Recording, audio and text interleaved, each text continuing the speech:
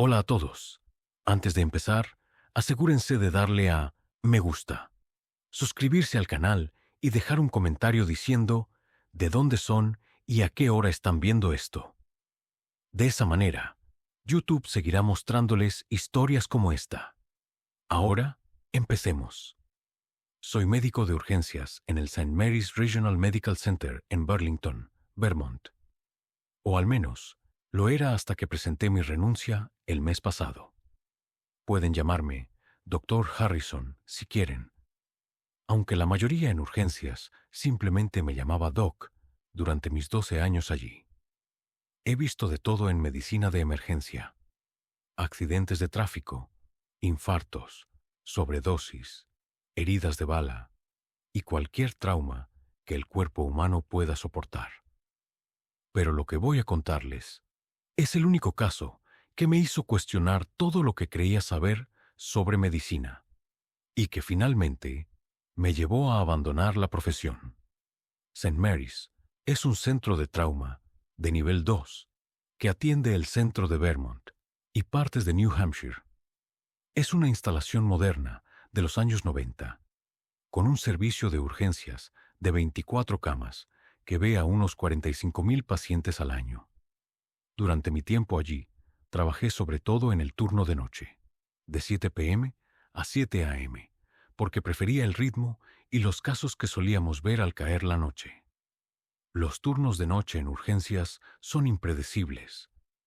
Puedes tener 6 horas de calma, relativas seguidas de 2 horas de caos absoluto, o no parar de correr desde que entras. La noche del 15 de octubre de 2022 se perfilaba como una de las tranquilas. Era sábado, lo que normalmente significaba incidentes relacionados con el alcohol, disputas domésticas y alguna sobredosis. Pero hacía frío y llovía, una de esas noches que invitan a quedarse en casa. Llevaba de turno desde las 7 p.m. y para las 2:30 a.m. solo habíamos visto a un puñado de pacientes. Un universitario con intoxicación etílica, una anciana con un dolor de pecho que resultó ser reflujo y un obrero que se cortó la mano y necesitaba puntos. Estaba poniéndome al día con el papeleo en la sala de médicos cuando mi busca sonó a las 2:47 a.m. El mensaje era de nuestra enfermera jefa, Linda Martínez, una veterana de 20 años en urgencias conocida por su calma inalterable. El busca decía simplemente: trauma entrante, ETA 5 minutos, posible ahogamiento. Me dirigí al box de trauma 1, donde Linda ya preparaba el equipo con otros 2 enfermeros, Jennifer Walsh y Michael Torres. Los paramédicos habían adelantado la información. Varón adulto, de unos 30 a 35 años, encontrado inconsciente a orillas del río Winooski por un corredor nocturno. El paciente estaba hipotérmico, no respondía y tenía signos de exposición prolongada al agua.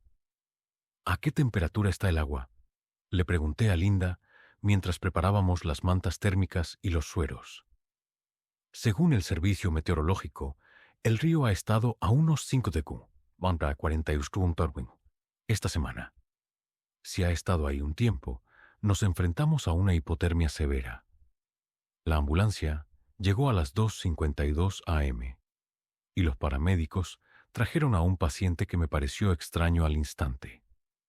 El hombre aparentaba unos 30 y pocos años, pelo oscuro y piel pálida, con el tinte azulado típico de la hipotermia. Pero lo que me llamó la atención fue su ropa, o más bien, la total ausencia de marcas. Llevaba vaqueros oscuros, un suéter negro liso y botas de trabajo, pero a cada prenda se le habían quitado las etiquetas y cualquier logo del fabricante. Ni siquiera las botas tenían marca o talla. ¿Qué sabemos de cómo lo encontraron?, le pregunté al paramédico jefe, Tom Bradley, con quien había trabajado muchas veces. Una corredora lo vio sobre las 2:15 a.m., boca arriba en la orilla, a media milla del puente de la Ruta 2. Inconsciente, pero respiraba. Estaba empapado y helado. Sin cartera, sin móvil, sin identificación. No reaccionaba a nada. Comencé mi evaluación mientras los enfermeros lo conectaban a los monitores. Su temperatura corporal era de 31.8 D, 89.2, peligrosamente baja, pero no la más baja que había visto. Su pulso era lento pero estable, a 52 lpm, la tensión en 95/60 y su saturación de oxígeno, sorprendentemente, era del 96% sin ayuda. Pero al seguir examinándolo, noté cosas que no encajaban con alguien que supuestamente casi se había ahogado. Sus pulmones sonaban limpios, sin rastro de agua. Su piel, aunque fría, no tenía las arrugas típicas de una inmersión prolongada. Tom, ¿cuánto tiempo creyó la corredora que llevaba allí? Pregunté. Dijo que había pasado por allí 2 horas antes y no vio nada. Así que menos de 2 horas. Pero la hipotermia sugiere que estuvo bastante tiempo en el agua. Ordené un estudio completo. Radiografías, TAS, análisis de sangre y toxicología.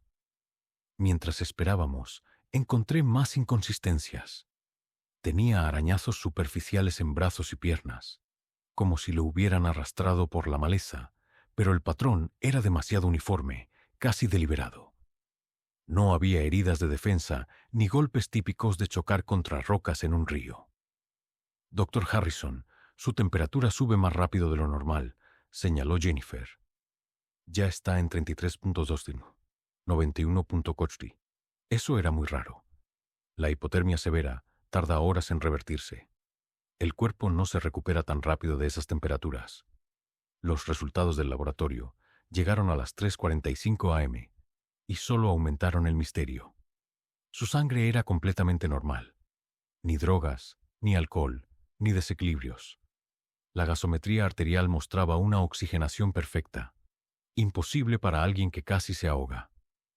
La radiografía de tórax estaba limpia.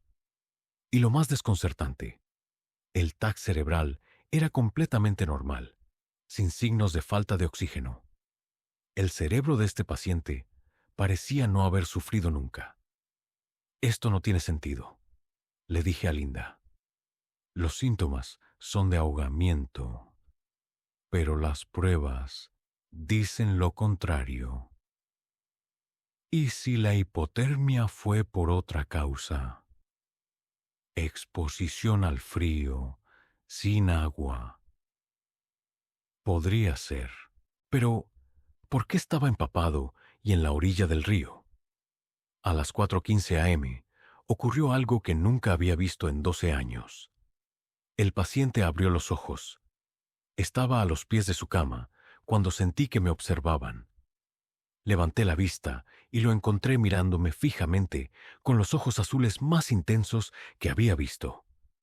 No eran los ojos confusos de alguien que despierta de la inconsciencia.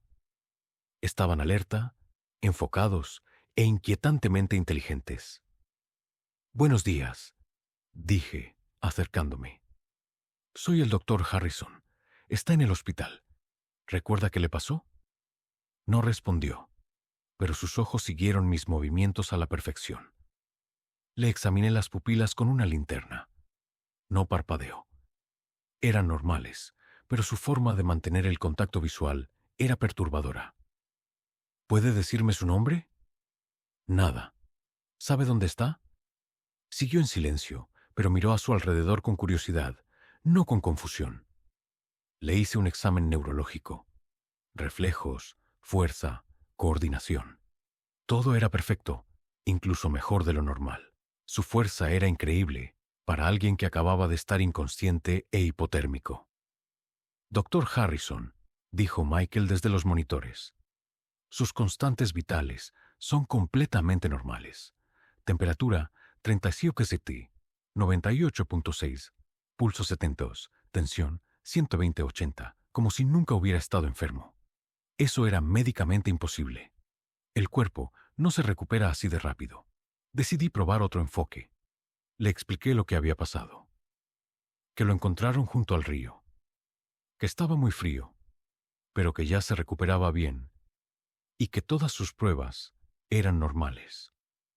Mientras hablaba, su expresión cambió. No era una mirada perdida, sino la de alguien que escuchaba y procesaba cada palabra. ¿Entiende lo que le digo? Asintió una vez, despacio. ¿Le duele algo? Negó con la cabeza. ¿Tiene problemas para hablar o es que no quiere hablar? Por primera vez, su expresión pareció de diversión. La comisura de su boca se curvó, como si mi pregunta le hiciera gracia. Pasé otros 20 minutos con él, probando diferentes formas de comunicarme. Estaba claro que estaba consciente y alerta, entendía todo y seguía órdenes simples a la perfección, pero no pronunció ni una palabra. Y había algo en su actitud que me inquietaba cada vez más. No era solo que no cooperara, era la forma en que parecía estudiarme, como si yo fuera el sujeto de un experimento y él estuviera analizando mis reacciones. Sobre las 5:30 a.m., decidí consultar con la doctora Patricia Reeves, la médica supervisora del turno. La doctora Reeves tenía más de 20 años de experiencia y había visto de todo. Patricia, necesito una segunda opinión sobre el caso de ahogamiento en el trauma 1. Le dije al encontrarla en la sala de descanso. Le resumí las inconsistencias, la recuperación imposible, el extraño comportamiento. La doctora Reeves escuchó con escepticismo. Marcus, estás describiendo a un paciente que se recupera mejor de lo esperado. Eso no es necesariamente malo. Algunas personas son más resistentes. Pero la cronología no cuadra y su estado neurológico es demasiado bueno. ¿Y si nos estaba ahogando? ¿Si solo tenía frío y la corredora lo malinterpretó? Es una explicación razonable, admití. Pero no lo explica todo. Ven a verlo tú misma. Hay algo en este caso que no me gusta. La doctora Reeves aceptó y volvimos juntas al box de trauma. Al acercarnos, la atención del paciente se centró inmediatamente en ella, con la misma intensidad que me había mostrado a mí.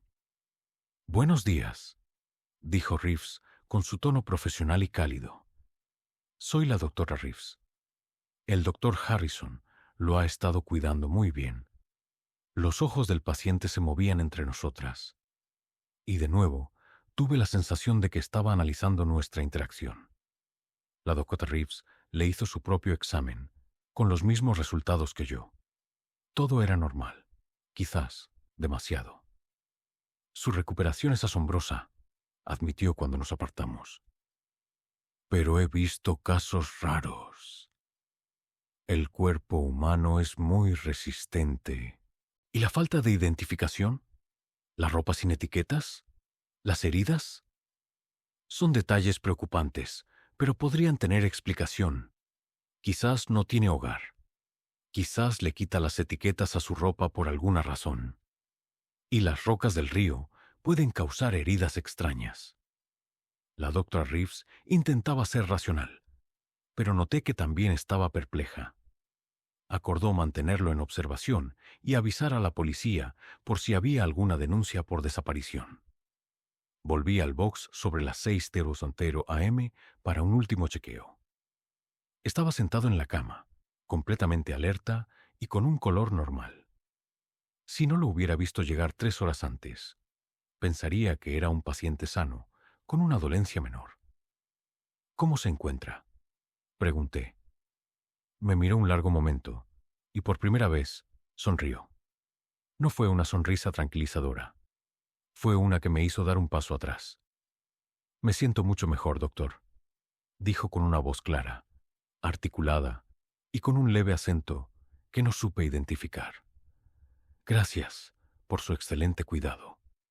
Que pudiera hablar perfectamente, después de horas de silencio, ya era sorprendente, pero su tono me puso la piel de gallina. Hablaba como alguien acostumbrado a mandar. «Me alegro. ¿Está listo para decirnos su nombre?». Los nombres son tan limitantes, ¿no cree? Nos atan a identidades, a historias. A veces es mejor simplemente estar. Necesitamos avisar a su familia. Alguien debe de estar preocupado. No creo que sea necesario. La policía querrá hablar con usted. Su sonrisa se amplió.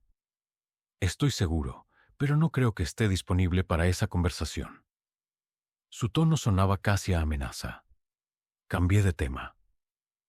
Queremos mantenerlo en observación al menos un día más. Es muy considerado por su parte, doctor. Pero tampoco creo que sea necesario. Me temo que no es opcional. Llegó inconsciente y es nuestra responsabilidad. Me estudió un momento, como decidiendo qué revelar. Doctor Harrison parece un hombre inteligente. En sus 12 años aquí, ¿cuántos casos ha visto que desafiaran toda explicación médica? Me quedé helado. ¿Cómo sabía cuánto tiempo llevaba trabajando allí? ¿Cómo lo sabe? Se mueve con la confianza de la experiencia, pero aún conserva la curiosidad del que no lo ha visto todo. 12 años parecía una estimación razonable. La explicación era plausible, pero sonaba ensayada. He visto algunos casos difíciles de explicar, respondí, pero la ciencia avanza, y lo que hoy es un misterio, mañana tiene una explicación. ¡Qué optimismo! ¿Y si le dijera que algunas cosas están simplemente más allá de su ciencia? La conversación me incomodaba profundamente. No parecía un paciente psiquiátrico. Parecía totalmente racional. Y eso lo hacía más inquietante. Creo que deberíamos centrarnos en su salud ahora, dije. Ya habrá tiempo para la filosofía. Por supuesto, tiene otros pacientes que salvar. Entiendo las exigencias de su profesión. Salí de allí más perturbado que nunca. Algo en toda la situación estaba fundamentalmente mal. Mi turno terminó a las 7:00 a.m. y le pasé el caso a la doctora Jennifer Kim, del turno de día. Le expliqué todo en detalle, haciendo hincapié en los aspectos inusuales de su presentación y recuperación. La doctora Kim escuchó con atención y se comprometió a vigilarlo de cerca. ¿Te ha dado alguna pista sobre su identidad o algún contacto?, preguntó. Ha sido muy evasivo. Parece inteligente y coopera en algunas cosas, pero en otras es un muro. Tengo la sensación de que esconde algo importante. Veré qué puedo hacer. A veces, una cara nueva ayuda a que los pacientes se abran. Fui a mi apartamento, a unos 10 minutos del hospital, pero no pude dormir. No dejaba de pensar en la recuperación imposible del paciente, su extraño comportamiento y cómo parecía saber cosas que no debería. Nunca un caso me había afectado tanto. Y no entendía por qué este en particular me obsesionaba. Sobre las 2:00 p.m., cuando por fin empezaba a quedarme dormido, sonó mi teléfono. Era la doctora Kim. Marcus, te llamo por el paciente de anoche, el del río. ¿Qué pasa con él? Se ha ido. Me senté en la cama, completamente despierto. ¿Cómo que se ha ido? Que no está aquí. Desapareció del hospital en algún momento entre las 11:00 a.m. y el mediodía. Nadie lo vio salir. No firmó el alta voluntaria. No ha dejado ni rastro. Es imposible. Llevaba una bata de hospital. No tenía ropa, ni zapatos, ni identificación. ¿Cómo pudo simplemente desaparecer? Eso es lo que intentamos averiguar. Seguridad está revisando las cámaras, pero de momento no han encontrado nada. Es como si se hubiera desvanecido. Volví al hospital de inmediato, con la misma ropa con la que había dormido. La doctora Kim me recibió en urgencias y me contó lo que sabían. La última vez que alguien lo vio fue sobre las 10:30 a.m., cuando una enfermera le tomó las constantes. Todo normal. Estaba alerta y cooperativo. Cuando la siguiente enfermera fue a verlo al mediodía, la cama estaba vacía. ¿Y sus cosas? ¿La ropa con la que llegó? Esa es la parte más rara. Su ropa también ha desaparecido. La habíamos metido en una bolsa de riesgo biológico por estar mojada y sucia. La bolsa ya no está en el almacén. Fuimos al box de trauma, donde había estado. La cama estaba limpia, lista para el siguiente paciente. No había ni rastro de que él hubiera estado allí. ¿Han revisado las grabaciones de los pasillos y las salidas? Seguridad está en ello. Pero dicen que las cámaras de esta zona del hospital llevan unos días con problemas técnicos. Algunas grabaciones están dañadas o directamente no existen. Aquello parecía una coincidencia imposible. Los sistemas de seguridad de un hospital tienen múltiples respaldos para evitar precisamente eso. ¿Y la policía? ¿Llegaron a interrogarlo? Tenían que venir esta tarde. Les he llamado para decirles que se ha ido. Y me han dicho que enviarán a alguien para tomar nota. El detective Robert Walsh llegó una hora después. Era un investigador veterano con el que el hospital había trabajado muchas veces y abordó el caso con su escepticismo profesional. Doctor Harrison, la doctora Kim ya me ha puesto al día, pero me gustaría oír su versión de los hechos. Le conté al detective Walsh todo lo que había observado, desde las inconsistencias médicas hasta la extraña conversación que tuvimos. Escuchó con atención, tomando notas. ¿Le dio alguna señal de que pensaba irse? No directamente, pero se mostró evasivo cuando le dije que queríamos mantenerlo en observación. Dijo que no sería necesario, como si tuviera otros planes. ¿Y su estado mental? Parecía confundido o alterado. Ese es el problema. Parecía completamente lúcido, irracional. Demasiado racional, si tiene sentido. Hablaba como alguien que controlaba la situación por completo. El detective Walsh interrogó al personal de enfermería y revisó las pocas grabaciones de seguridad que servían. Las cámaras que funcionaban mostraban la actividad normal del hospital, pero ni rastro del paciente saliendo de su habitación o por los pasillos.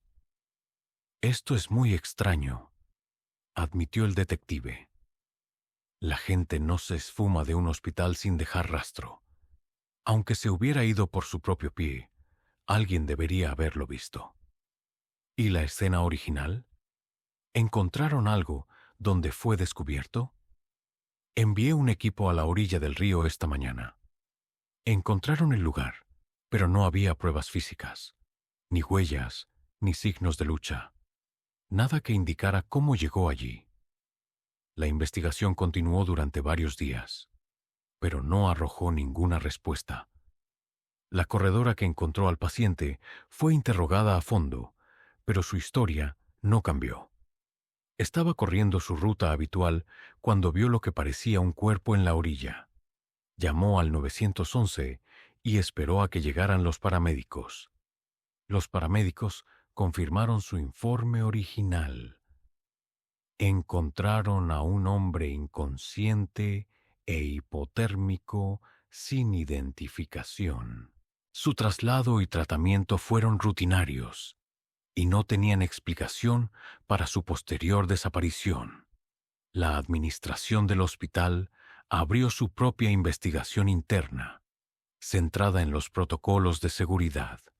No encontraron ninguna negligencia, pero sí descubrieron que los fallos de las cámaras de seguridad habían sido más extensos de lo que se pensaba.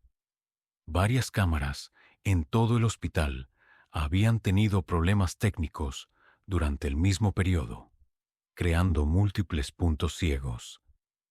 El análisis del Departamento de Informática sobre los fallos fue inconcluyente. Parecían ser problemas de software, pero no pudieron determinar la causa ni por qué ocurrieron simultáneamente en varios sistemas. 3 semanas después del incidente, seguía dándole vueltas al caso a diario. Me costaba dormir, estaba distraído en mis turnos y empecé a cuestionar mi propio juicio médico como nunca antes. Mi lado racional sabía que en medicina existen casos extraños y que no todos los misterios tienen una explicación satisfactoria. Pero mi lado emocional no podía quitarse de encima la sensación de que me había topado con algo que desafiaba mi comprensión de la realidad.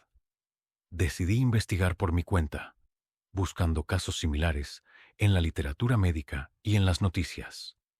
Lo que encontré fue a la vez fascinante y perturbador. Durante los últimos 5 años, había habido al menos una docena de informes de pacientes con presentaciones similares en hospitales de toda Nueva Inglaterra. Los detalles variaban, pero el patrón era consistente. Pacientes no identificados encontrados en lugares remotos, con síntomas que no cuadraban con sus supuestas lesiones, recuperándose a una velocidad imposible y desapareciendo después sin explicación. En la mayoría de los casos, los pacientes habían sido encontrados cerca de masas de agua. Normalmente no llevaban identificación, vestían ropa sin etiquetas y mostraban signos de exposición que no se correspondían con su estado clínico. El personal del hospital los describía como inusualmente alertas e inteligentes, a menudo demostrando conocimientos que parecían inconsistentes con sus circunstancias. En todos los casos, los pacientes habían desaparecido del hospital antes de poder ser identificados. Las grabaciones de seguridad solían estar dañadas y las investigaciones no llevaban a ninguna parte. El aspecto más inquietante era el efecto que estos casos parecían tener en el personal médico. Varios doctores y enfermeras habían reportado ansiedad persistente y problemas de sueño tras sus encuentros con estos misteriosos pacientes. Unos pocos incluso habían dejado la medicina de urgencias, alegando agotamiento. Empecé a preguntarme si yo estaba experimentando algo parecido. El caso me había afectado más profundamente que ningún otro en mi carrera, y estaba empezando a dudar si quería continuar en la medicina de urgencias. El punto de inflexión llegó un mes más tarde. Estaba en otro turno de noche cuando recibí una llamada de la enfermera de triaje.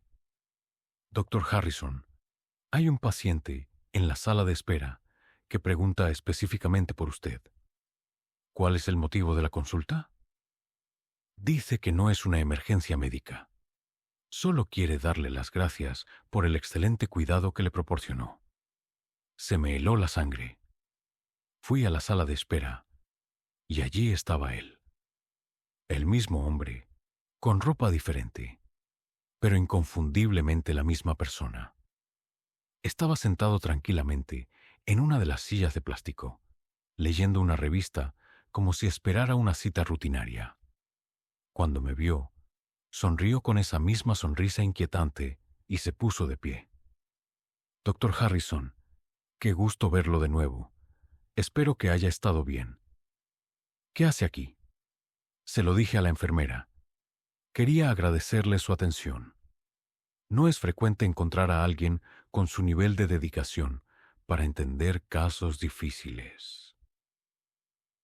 Tiene que irse, ahora mismo. Por supuesto. Solo quería que supiera que su curiosidad sobre mi caso fue notada y apreciada. No todo el mundo habría sido tan minucioso en su investigación. La implicación era clara. Sabía que había estado investigando casos similares. Sabía que había estado intentando entender lo que pasó aquella noche. ¿Quién es usted? Creo que ya sabe la respuesta, doctor. O al menos, sabe que no soy lo que parecía ser. Se dio la vuelta y caminó hacia la salida, pero se detuvo un instante y me miró de nuevo. Quizás debería considerar un cambio de carrera, doctor Harrison. La medicina de urgencias puede ser muy estresante, sobre todo cuando se encuentra con casos que desafían su visión del mundo. A veces es mejor encontrar una profesión que trate con problemas más predecibles. Salió del hospital y nunca más lo volví a ver. Pero su mensaje fue claro. Sabía quién era yo, dónde trabajaba y cómo su caso me había afectado. El encuentro se sintió como una advertencia, aunque no estaba seguro de contra qué me advertía. Presenté mi renuncia y me mudé a New Hampshire, donde ahora trabajo como médico de familia. Trato problemas rutinarios, no trabajo de noche y evito los casos de trauma. Nunca le he contado a nadie la historia completa, en parte porque no creo que nadie me creyera, y en parte porque no quiero atraer la atención de quien quiera que fuera ese paciente. Todavía pienso en el caso con frecuencia. Me pregunto cuántos otros médicos se habrán encontrado con pacientes similares y qué pasaría si alguien investigara a fondo. Sobre todo, me pregunto si ese paciente tenía razón, que algunas cosas están más allá de la comprensión médica y que a veces es mejor no hacer preguntas sobre los misterios que encontramos. Ahora duermo mejor, pero sigo cerrando la puerta con doble llave antes de acostarme, porque en algún lugar, ahí fuera, alguien sabe que yo sé su secreto.